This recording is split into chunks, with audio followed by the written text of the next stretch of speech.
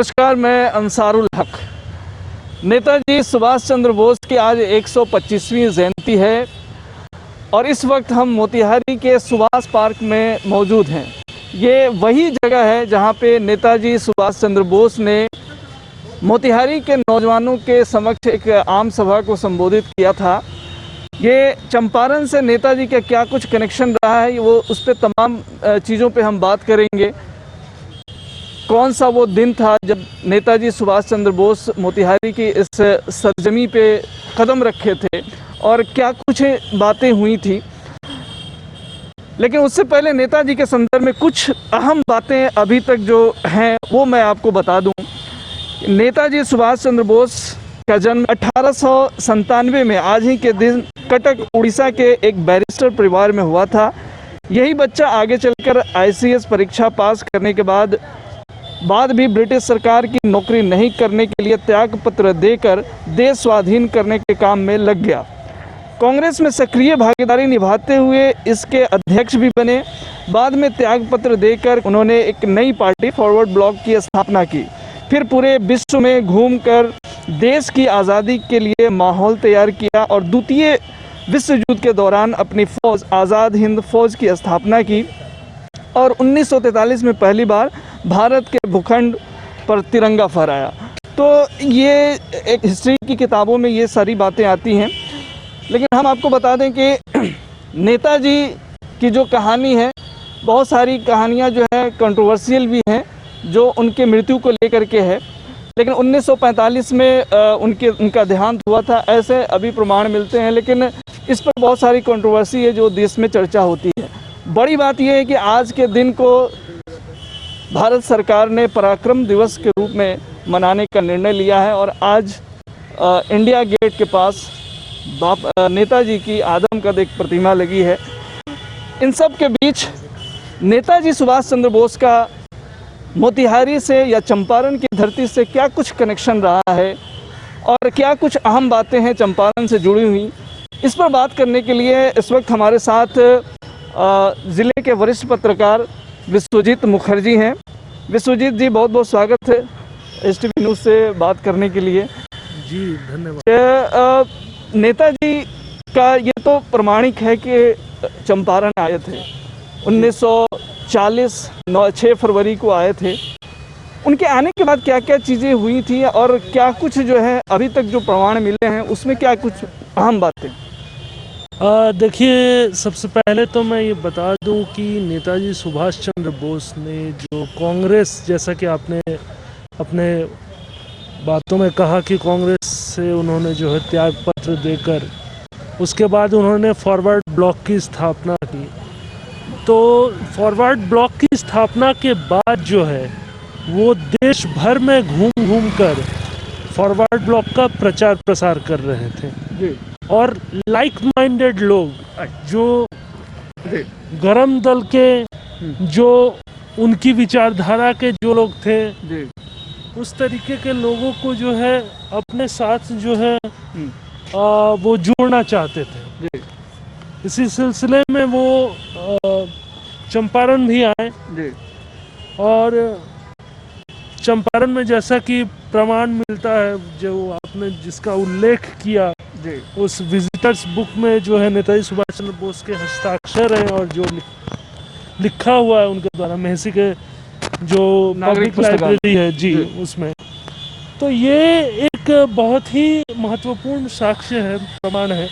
और उसके बाद ऐसा कहा जाता है कि ये मोती झील के किनारे एक नीम का पेड़ था, शायद अभी भी किस अवस्था में है पता नहीं। तो उस नीम के पेड़ के नीचे जो है उन्होंने मोतिहारी के युवाओं को, खास तौर से जो क्रांतिकारी विचारधारा के लोग थे, उनको उन्होंने जो है भाषण में जो है संबोधित किया था। और इसके बाद जो है ऐसा भी कहा जाता है कि एक क्रांतिकारी परिवार जो मिस्कॉट में जो घर है देवीलाल शाह जी का, वहाँ पर उन्होंने जो है विश्राम किया था। उसके बाद वो फिर जो है आगे बेतिया की तरफ निकल गए और फिर वहाँ से जो है यूपी संग्रामपुर होते हुए जो है यूपी और आगे चले गए। तो ऐसी तमाम चीज़ें हैं हम दर्शकों से इस बीच बता दें कि इस वक्त हम नेताजी सुभाष चंद्र बोस यानी कि सुभाष पार्क में हैं, मोतिहारी के गांधी चौक स्थित। और काफ़ी लंबे समय बाद ये पार्क ओपन हुआ है, तो कुछ मजदूर भी लगे हुए हैं जो साफ़ सफाई का काम अभी भी जारी है। लेकिन यहाँ पे एक सेल्फी लेने के लिए जो है 2 लोग भी पहुँचे हुए हैं, तो इनसे भी हम कुछ बात कर लेते हैं कि नेताजी को कितना जानते हैं। ये नेताजी के बारे में क्या जानते हैं आप, सुभाष चंद्र बोस के बारे में आप बताएं। सबसे पहले मेरा नाम आशीष पटेल हुआ, जो कि चंपारण की धरती पर तमाम बंधुओं को आपको जैसे सुभाष चंद्र बोस 23 जनवरी 1897 को इनका जन्म हुआ था। कोई नहीं जान रहा था समग्र विश्व में कि ये मतलब स्वतंत्रता के क्षेत्र में अपना योगदान देंगे। यहाँ तक हम लोग भी नहीं जानते थे, लेकिन इतिहास में कुछ ऐसा हुआ, कुछ पहले ऐसा हुआ, कुछ ऐसा कर गए हो कि लोगों मैंने किसी माध्यम से वो जानने लगे।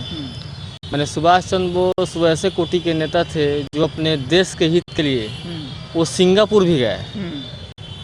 उन्होंने आज़ाद हिंद फौज का भी स्थापना किया, साइमन कमीशन लाए। उन्होंने बहुत सारा ऐसा मैंने आयोजना आयोग का मतलब गठन किया है जिससे लोगों में सहानुभूति हुआ। ठीक है, आप करते क्या? मैं बीपीएससी का तैयारी भी करता हूँ और बच्चे लोगों को पढ़ाता भी हूँ। हाँ, अच्छा, आप बीपीएससी की तैयारी करते हैं, तो आने वाले समय में अगर किस्मत ने साथ दिया, आपकी मेहनत रंग लाई, तो आप एक बिहार के अधिकारी के रूप में भी देखे जा सकते हैं। चंपारण से नेताजी का कुछ कनेक्शन रहा है, कुछ आपने पढ़ा है? मैं तो इतना डिटेल आपको नहीं बता सकता हूँ, लेकिन जितना महात्मा गांधी का योगदान है उतना और महापुरुष का तो योगदान यहाँ से नहीं है। सुभाष चंद्र बोस मानिए हम लोग के आइडियल हैं और हम लोग थोड़ा बहुत जानते हैं लोग उनके बारे में। मोतिहारी से या चंपारण से कुछ कनेक्शन रहा है क्या, आप कुछ जानते हैं? बापू ना इसके बारे में, चंपारण तो बापू का धरती, इसके बारे में नहीं जानते हैं। आपको पता है कि नेताजी कभी यहाँ आए थे? ना उतना ज्ञान नहीं है नेताजी के बारे में। जी, आपको कुछ पता है कि नेताजी का चंपारण से भी कनेक्शन रहा है? चंपारण से देखिए, ये उतना नहीं पता अभी मुझे कि चंपारण से क्या कनेक्शन रहा उनका, बट हाँ उनको एज अ देखा जाए तो वो एज अ नेता अच्छे थे। ठीक है, उन्होंने एक बैकग्राउंड रचा था अपने देश को आज़ाद करने के लिए। ठीक है, लेकिन ये नहीं पता कि उनका चंपारण से क्या रहा था। विश्वजीत जी, सबसे बड़ी बात यह है कि नेताजी का चंपारण से इतना ज़बरदस्त कनेक्शन रहा है। 3 दिन तक जो है 2 रात और 3 दिन तक वो रहे हैं चंपारण में। और महसी के जो विजिटर बुक्स है, जो पब्लिक लाइब्रेरी की, उसमें उनका हस्ताक्षर भी है जी। इन सब के बावजूद यहाँ के लोग इससे अवेयर नहीं है। इस चीज़ को आप किस रूप में देखते हैं? देखिए, किसी भी ऐतिहासिक स्थल पर जो है उससे जुड़ी हुई इतिहास को उल्लेखित किया जाता है। यहाँ पर महात्मा गांधी, जैसा कि इस तरह के भाई साहब ने बताया कि महात्मा गांधी चंपारण सत्याग्रह के दौरान आए थे, तो सत्याग्रह के लिए वो जानते हैं, वो नहीं जानते हैं कि नेताजी भी आए हुए हैं मोतिहारी में। लेकिन जो सत्याग्रह से जुड़े जितने तमाम स्थल हैं, उन जगहों पर अगर आप जाएं तो एक ना एक शिलालेख मिलेगा जहां पर लिखा हुआ होगा कि महात्मा गांधी फलाना फलाना तारीख को यहाँ पर आए थे, ये घटना ऐसे ऐसे हुई थी, यहाँ पर उन्होंने इसका उद्घाटन किया। ऐसे ये जगह सुभाष पार्क के नाम से जाना जाता है। इतिहास कहता है कि यही वो जगह है जहाँ पर नेताजी सुभाष चंद्र बोस ने मोतिहारी की जनता को संबोधित किया था, अपने भाषण दिया था। सुभाष चंद्र बोस की मूर्ति भी लगी हुई है, जो देखने में तो शायद सुभाष चंद्र बोस की तरफ मुझे नहीं पता कि एक चीज़ यहाँ पे, जैसा आप कह रहे हैं कि ये वही जगह है, और ये कई सारे स्रोत से भी ये जानकारी मिलती है कि यहाँ पे उन्होंने मोतिहारी की जनता को संबोधित किया था। लेकिन इस पूरे पार्क में अगर नजर दौड़ाएं तो इस चीज का कहीं कोई शिलापट पे लिखा हुआ नहीं है, कोई जिक्र नहीं है। मैं तो वही कह रहा हूँ ना कि वो क्यों नहीं है।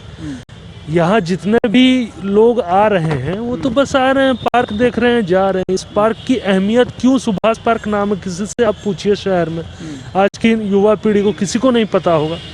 इतिहास को बदलने का, इतिहास को फिर से गढ़ने का जो एक दौर चल रहा है, तो उससे ज़्यादा अहम चीज़ ये है कि इतिहास को पढ़ाया और समझाया जाए और इतिहास को जो है उल्लेखित किया जाए ताकि सही रूप में। आने वाली ताकि आने वाली पीढ़ी, आज की पीढ़ी और आने वाली पीढ़ी उससे बाखबर हो सके कि ऐसी चीज़ें, ऐसे लोग हुए हैं हमारे देश में।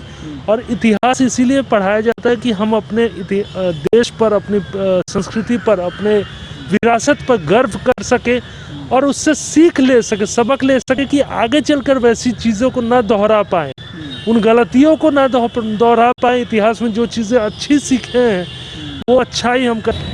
इन सब के बीच नेताजी की 125वीं जयंती पर आज मोतिहारी के सुभाष पार्क से नेताजी के संदर्भ में बहुत कुछ बातें हम, या फिर उनके चंपारण कनेक्शन के बारे में हम आप तक कुछ जानकारियां साझा करने की कोशिश कर रहे थे। तमाम खबरों और डिबेट्स के लिए जुड़े रहिए STV न्यूज़ के साथ।